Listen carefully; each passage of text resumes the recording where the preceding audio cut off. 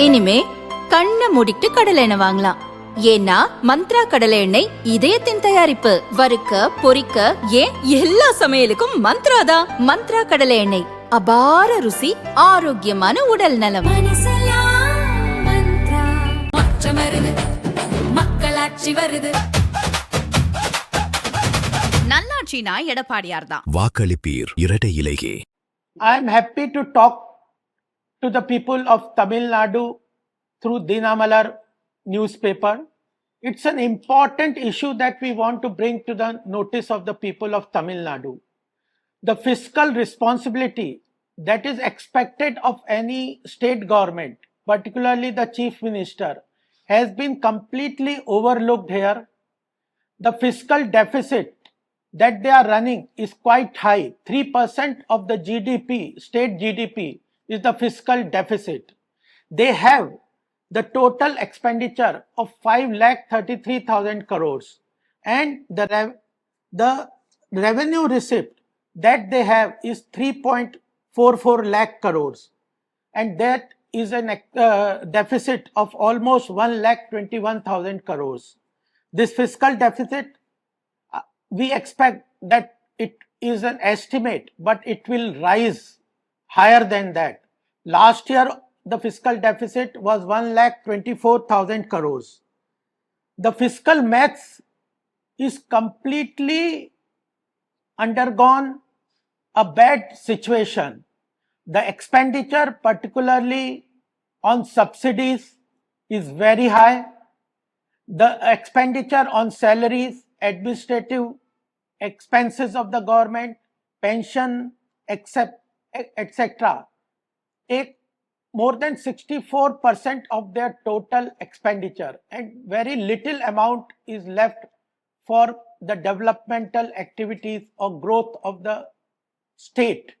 Economic growth is at a dire state.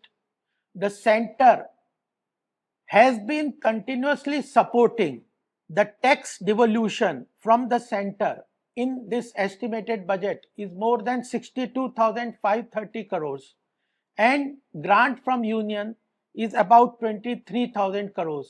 Total, the state is getting 85,000 crores, and they are blaming the center that we are at short of resources from the center.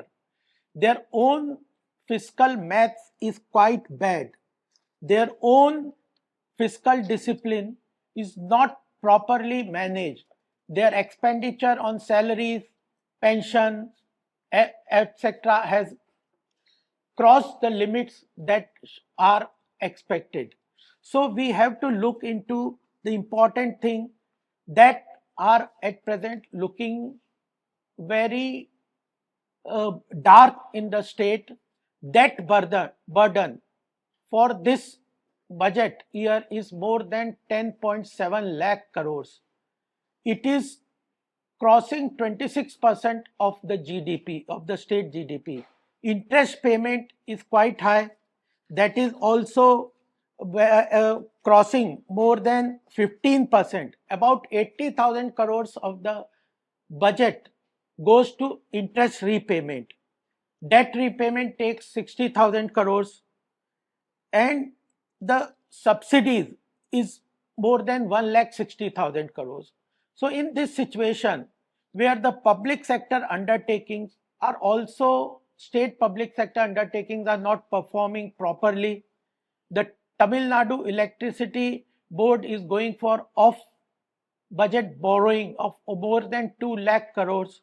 Even the Tamil Nadu Transport Company, they are defaulting on Provident Fund.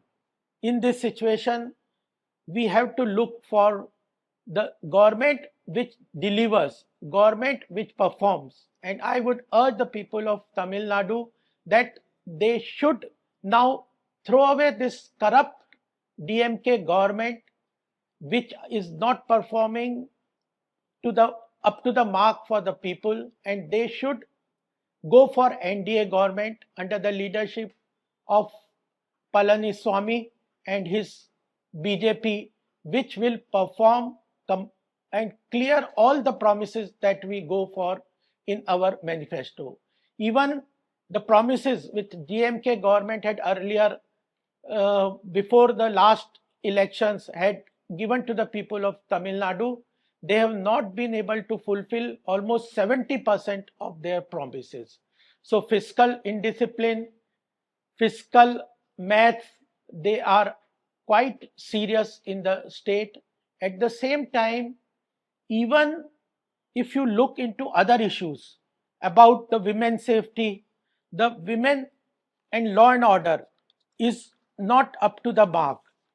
The National Crime Record Bureau clearly says that more than 42% of the detainees in the police custody belong to SC categories. Similarly, the Tamil Nadu stands at the second rank in crime against physical and sexual violence against women, and there is a more than 9.2% jump in POSCO cases against the national average of 4.5%. Suicide, Tamil Nadu ranks second in the states. So the women's safety, law and order, atrocities against SC categories, clearly preventing crime against children. The state record is dismal under the DMK government. The young children from the state are facing drug menace. Drug is clearly being easily available at the school doorsteps. Even top leadership, many of the Karyakartas and leaders of DMK are involved in drug trafficking. The state, Tamil Nadu, is becoming the drug capital of the country because it has a large coastal border where cross-border drug trafficking is taking place from China and other Nepal and other countries where drug is getting inside the country. So economy is not being properly managed, law and order is at a bad shape, drug menace is looking for the people of the Tamil Nadu, and at the same time, what DMK is talking about, eradicating Sanatan Dharma. Tamil Nadu has a strong history of culture. There are more than 1 lakh temples built under the leadership of Rajendra Chola, the great Chola king dynasty, which had propelled the Tamil Nadu's economy under the cultural economy and religious economy, and forgetting the great contribution of culture, religion in the state, the DMK Deputy CM says that we want to eradicate Sanatan Dharma. They are forgetting the history of Subramanyam Bharati, Thiruvallavur. They are taking anti-Hindu stand and anti-religious stand in the cases of Jalakat issues like religious sentimental issues like Jalakutti and the issues about other temples, Deepothanam, lighting of the lamp. So everywhere there is a sentiment against the DMK government. People want a change.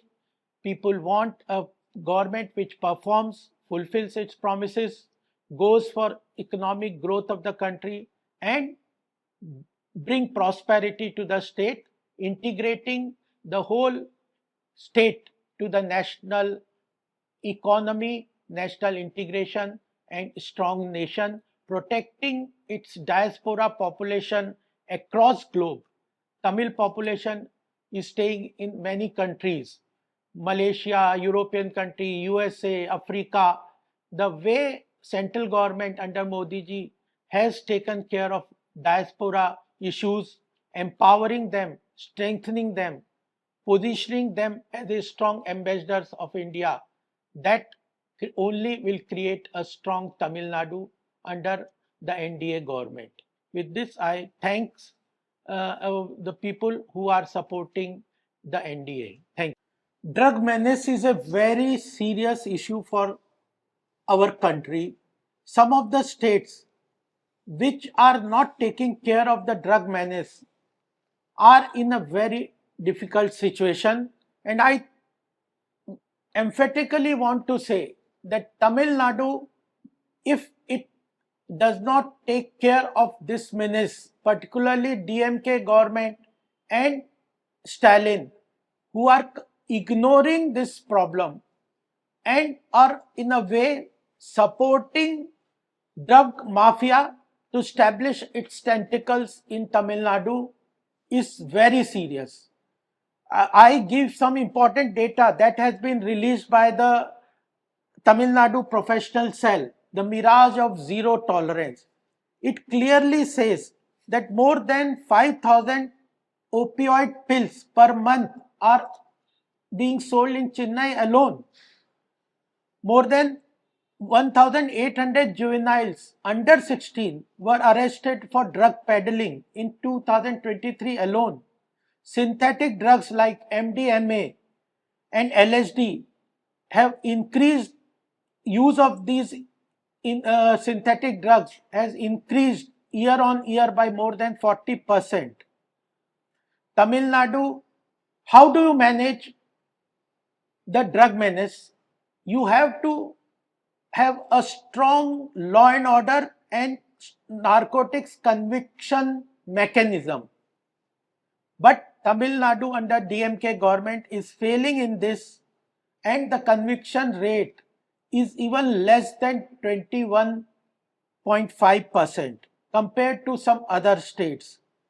The issue we have exposed in the Tamil Nadu, that their own DMK karyakartas and leaders like Zafar Sadiq has been found to be peddling in drug. A racket has been exposed of about more than 2,000 rupees crore. In Tamil Nadu has a very long, extensive coastline of more than 1,076 kilometers of coastline, and it is exposed to international drug trafficking. If the government, particularly Stalin government, is not thrown off and the NDA government is not formulated, which is committed to fight the drug menace and secure the future of our children, then Tamil Nadu is poised to become the drug capital of the capital state of the country. That's very serious.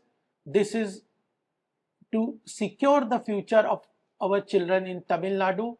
We need to throw this drug trafficking government of DMK under leadership of MK Stalin. That's a very serious issue that the Tamil Nadu Professional Cell has raised in its white paper on the financial crisis that is being faced by the Tamil Nadu under the DMK government. A debt projected to almost 10.71 lakh crores under the budget 2026 by the DMK own estimation is a serious concern for every person residing in Tamil Nadu. It comes to an average of 1.3 lakh rupees per person and more than 5.3 lakh rupees per family. That's a huge burden our future generation will have to bear in itself. A young children born today will have a debt of 1,24,000 on his head, and the whole family with a debt of more than 5.3 lakh. How can they survive on meager amount that the DMK government promises to transfer per person? And that also what they promise, I don't think they will be able to fulfill. The last time when they promised in their manifesto, more than 70% of their promises remain unfulfilled. Even in this budget, when they take a debt of more than 10.7 lakh crores, the interest payment, annual interest payment, will be more than 80,000 crores. With such an outgo only on interest payment, how they want to sustain the economy of the state? Can they tell me? Can Stalin tell us how he wants to manage the fiscal maths of the state with a huge fiscal deficit of more than 3% of the state GDP and revenue deficit of more than 48,000 crores, when the center is transferring under the union government taxes share more than 62,000 crores and grant from center is about more than 24,000 crores. It is almost 85,000 crores annually that the state government has got. They are spending huge amount on salaries, pensions, more than an administration of the state government, which is going to their individual coffers. That's why Piyush asked where this money is going. 64% of their budget expenditure is going for administrative expenses, salaries and pension, leaving very meager amount for development of the state. There is an issue about crime against women, children, even drug menacing. But if you look only on fiscal maths, the state finances are in a difficult situation. They are not being managed properly. The target that Stalin says that we will achieve a $1 trillion economy by 2030, it is not achievable. For that, they will require a nominal GDP growth rate of 16%. That is not anywhere to be seen at present. I think for youth, employment opportunity is very important, and that particularly is very important for young population of Tamil Nadu. If the state does not progress economically, it is burdened by huge debts and there is low level of capital expenditure. The infrastructure will not be created. If infrastructure is not created, then there is no ease of living, no ease of doing business. Even there is reduction in demand for steel, cement, and other construction equipment. There will be no new opportunities for young population. When Stalin says that we have under the investment opportunities, we have huge MOUs. We want to ask what is at the groundbreaking level they have been able to achieve. They have lost opportunity of investment in Tamil Nadu for more than 15 lakh crores. The upcoming sectors like semiconductors, those industries have gone out from Tamil Nadu to different states, and even the Google has, which planned earlier to set up an unit in Tamil Nadu, has shifted its unit to Andhra Pradesh. They have their PSUs are in shambles. Transport company is not able to pay even the provident fund of more than 28,000 employees. They have defaulted on that for more than 25 months. Even the electricity company is resorting to off budget borrowing, and it is not able to manage its finances. More than 15,000 MSMEs have shut their shop in Tamil Nadu. When the MSME is closing its operation, public sector undertaking of the state are not performing, fiscal math of the state is not properly being managed. So youth should see the government which can perform, and merely depending upon film personalities will not bring a bright future for them. They should consider NDA government which can bring economic development, infrastructure development, better investment opportunity for the Tamil Nadu. That alone can secure the future of young generation, and they should importantly focus on these measures when they go for voting and when they decide which government they want to support.